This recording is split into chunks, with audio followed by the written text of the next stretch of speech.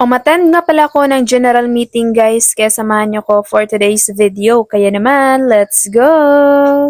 Lunes na pala ngayon guys, and this week is our schedule for online class. Pero pumunta pa rin ako sa school guys kasi may a-attendan tayo ngayon na meeting for our organization. Nakarating na pala ako dito ngayon sa aming school, which is Tangub City Global College. Yung klase pala namin dito guys is blended. May online class kami at mayroon din kaming face-to-face class. Alas 3 pa naman yung meeting guys, pero nagpunta ako dito na mga 1 PM para nga kumuha din ng statement of account at COR.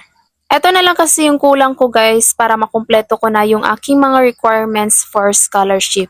Super thankful at super blessed ko talaga na nasali ako sa scholar na to. Sa lahat ng mga bayarin sa school, mga gastusin, dito talaga ako kumukuha guys. Maura dyan akong gisaligan sa tanang gastusin guys, labi na sa research o uban pang mga baryo nun. So anyway guys, nagpunta agad kami dito sa covered court dahil nga dito nga yung venue ng meeting. Dahil nga maaga pa guys, naghahanda pa nga dito yung mga officer ng mga upuan. Mabuti na lang talaga maaga din akong bumiyahe at hindi na nga ako na late pa. Medyo madami na nga mga student ang nandito guys. Kahit nga online class yung schedule namin this week guys, pero required pa rin kaming umattend ng general meeting. So for attendance guys, nagdala nga lang kami dito ng index card. Kailangan talaga natin umattend ng mga meetings guys kasi para hindi tayo mapinaltihan. Before nga mag-start yung event guys, nag-attendance na lang kami dito. So, ina-stamp nga lang nila yung aming mga index card. Alam kong hindi lang ako ang nakaka-relate nito guys na yung pina-priority nga natin is yung attendance. So, every college student relate jud kay mo ani mga jay.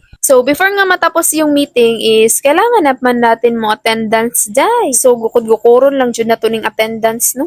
So, if you're not in TCGC, ito pala yung aming oval dito, guys. Sobrang laki niya. So, every hapon, guys, sobrang daming nagja-jogging, sobrang daming naglalaro dito. And then, of course, meron din kami ditong swimming pool. Kasama ko nga pala ngayon si Regine guys, kasi nga si Juan wala absent. And then si Princess is dun nga lang siya dumaan sa main gate dahil dun naman banda yung kanyang boarding house. Mabuti na lang din pagkarating nga namin sa terminal is nakasakay na agad kami ng bus. So kahit na kalahating araw ka lang sa school no, sobrang nakaka-drain pa rin. Pagkarating ko nga sa bahay guys, eto nga't sumalubong sa akin si Aslan. At dito muna magtatapos yung ating video. Bye bye!